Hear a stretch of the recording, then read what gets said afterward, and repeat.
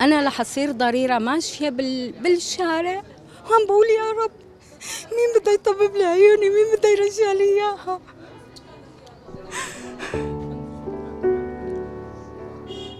الله كريم، الله كريم. لا ما بدنا نبكي، ما بدنا نبكي. هدي شوي.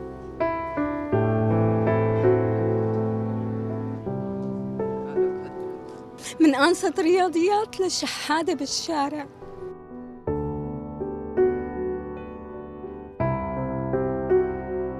اطلب من رب العالمين إلا بس هيك يرجع لي بصري مشان ما أصير ضريرة للأبد.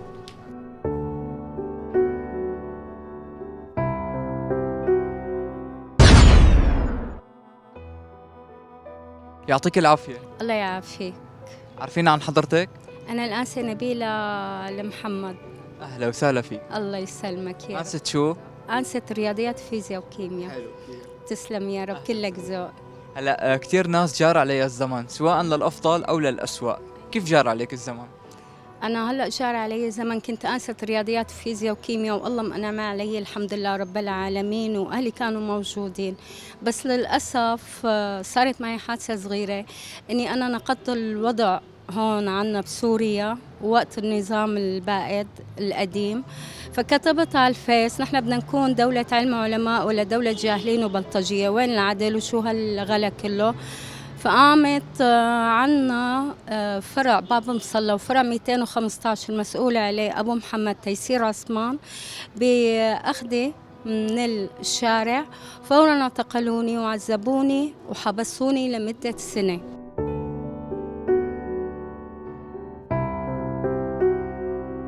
شان البوست؟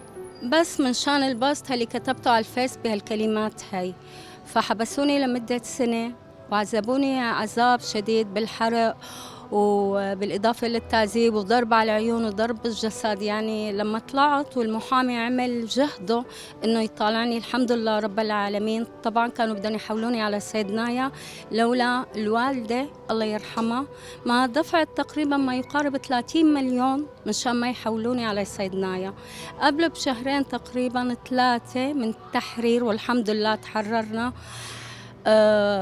طلعت دفعت امي مثل ما عم بقول 30 مليون حتى احسن اطلع، الحمد لله رب العالمين. لما طلعت كنت فاقده قواي وكل شيء، خسرت كل شيء، المال والصحه وكل شيء نتيجه هالكلمات اللي قلتها اللي هي حق وعدل، لاني طالبت باشياء لكل الناس. طيب شو التهمة اللي أخذوك كرمالها؟ التهمه على النيل من هيبه الدوله، النيل من هيبه الدوله.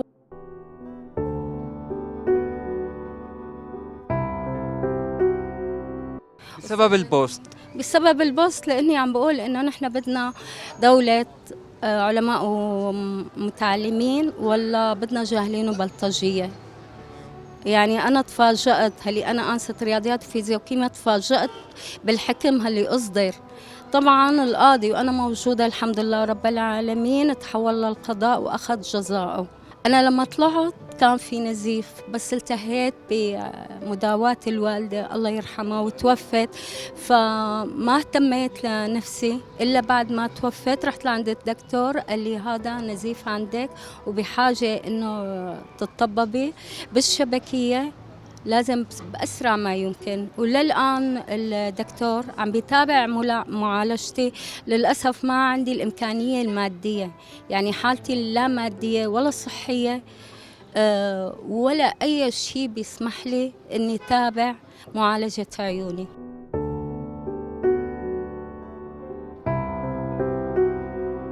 أنت هلا حاطة النظارة بسبب هذه الحادثة؟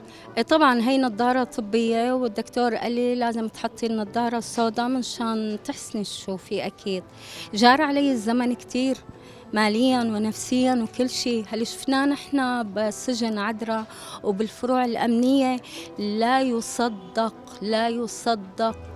يعني كل فرع باب مصلى مريت عليه وفرع 215 مريت عليه، يعني هل انحكى قليل جدا قليل جدا من هاللي بالواقع.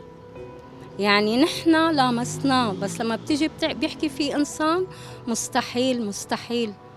هلا أنا عم شوف هون في علامات على وشك، هي شو؟ هلا هي علامات كانوا في محمد عثمان اللي مسكوه هلا كان يحط السيجارة على وشي، حط صفق لك السيجارة والصفة وهي الشعلة، حطها على هذا الخد وهذا الخد.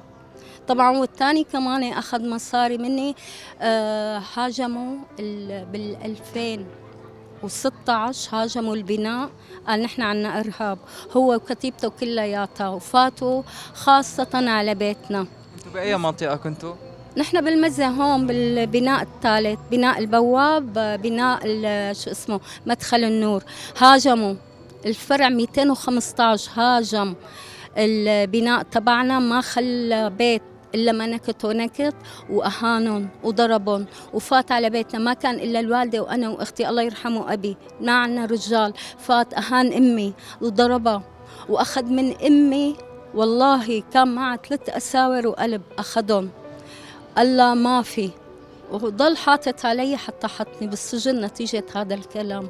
وبعد ما طلعت من السجن كمان تابع مواصلته، حتى حاول مرة، أنا كاتبتها هالحكي وقدمت طلب بالادعاء عليه على الفيسبوك، وحاول مرة أنه يخطفني بالليل وأنا راجعة. هالعمليات كلها بالفرع 215 لا تصدق. طبعا شو بدك، من أنسة طلعت من السجن شو صارت بنفسيتها، شو صارت بأحوالها المادية، شو صار بأهلها، شو صار. ما حدا حاسس بحدا، ما حدا حاسس إنه أنا لحصير ضريرة. أنا لحصير ضريرة ماشية بالشارع وعم بقول يا رب مين بده يطبب لي عيوني، مين بده يرجع لي إياها.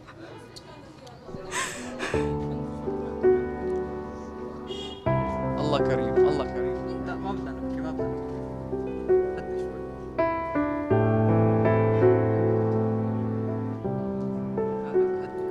الحمد لله رب العالمين على كل شيء. لهلا عايشة، حتى الأوضاع المالية لحسنت ارجع للتدريس. كنت أعطي دروس خصوصية، طبعا كنت أعطي بالساعات بالتربية، كانت أموري المادية منيحة وكل الناس بتشهد. هلا مليون تحت الصفر، يعني عم بلجأ للناس كل المزة بتعرف. إذا بتسأل أي واحد بيقولوا لك هي الأنسة نبيلة، أنسة الرياضيات، عم تشحد.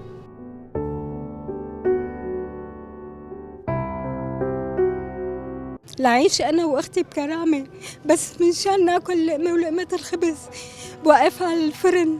الناس بتطلعوا هيك بصيروا بيعطوني مصاري لأشتري ربطات الخبز.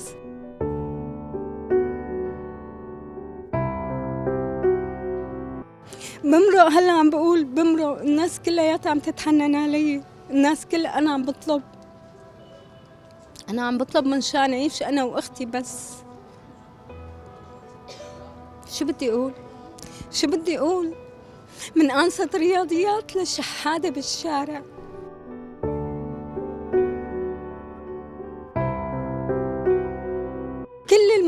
كل المزة تقريبا مدرسة طلابهم صاروا طلابي هلا دكاترة ومهندسين. بيشوفوني بطلب منهم مصاري مشان أعيش أنا وأختي. الحمد لله رب العالمين، الحمد لله. ما بطلب من رب العالمين إلا بس هيك يرجع لي بصري مشان ما أصير ضريرة للأبد.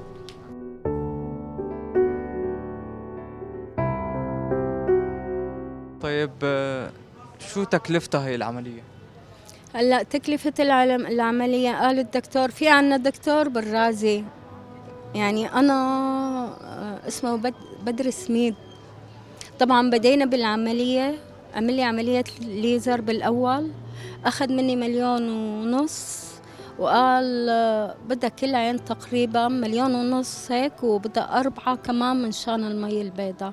1,500,000 كل عين، يعني لا تقل التكلفة مع الدواء. إذا بدنا دواء 15 مليون، وأنا ما بملك هذا المال. يعني أنت حاجتك حاليا ال 15 مليون كرمال ما تصيري ضريرة. إيه طبعا، الحمد لله رب العالمين. في ناس عم تساعدني للأكل، بس لما عم بيطلعوا إنه شو بدنا نساعدك بهال 15 مليون، منين بدنا نجيب لك إياها؟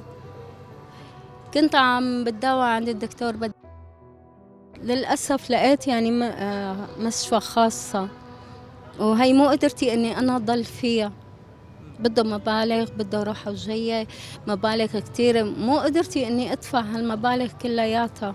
وإلا بفقد بصري. بدي حدا يساعدني، بدي حدا بس هيك يقول هي الأنسة إني ما أصير ضريرة. بتعرف بإذن الله ما حتصير.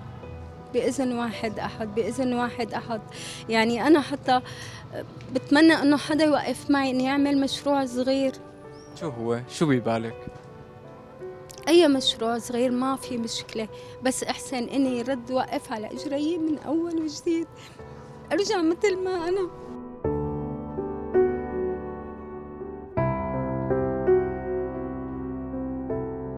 عندك القدرة إنه تدرسي مثلا ترجعي على التدريس؟ إيه طبعا أكيد، في قدرة. طبعا أكيد. حابة ترجعي على هذا الشيء؟ إيه طبعا، ما في حدا ما بحب إنه يرجع على المهنة اللي هو بحبها وهاللي أبدع فيها. يعني شيء كتير حلو إنه نتابع مسيرتنا، وخاصة مدرسة بتبني أجيال. الحمد لله رب العالمين. صحيح مريت بظروف صعبة كتير، بس رب العالمين وقف معي وخلاني قوية. بحمده وبشكره على كل شيء. مثل الله ما طالعك منا كمان رح يضل واقف معك ورح يصير الشيء اللي بدك إياه. ربي يجبر بخاطركم يا رب. على 5 ضرب 2. 10. ها؟ بدنا نضحك. طيب 3 ضرب 3.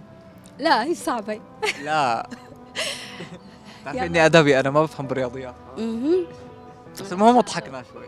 الله يخلي لي اياك يا رب. باذن الله صوتك وصل ونحن رح نبشرك بالخير قريبا كتير. الله يجبر بخاطرك يا ابني، وشكرا لكم، وشكرا لكم لهالبرنامج اللي بيستمع لآلام الناس، اللي بخفف عنهم نفسيا وماليا ومعنويا واجتماعيا. شكرا كثير اهلا لكم. وسهلا فيك، وباذن الله صوتك وصل ورسالتك وصلت ورح يتحقق هذا الشيء اللي بدك إياه. الله يسلمك يا رب، كلك ذوق.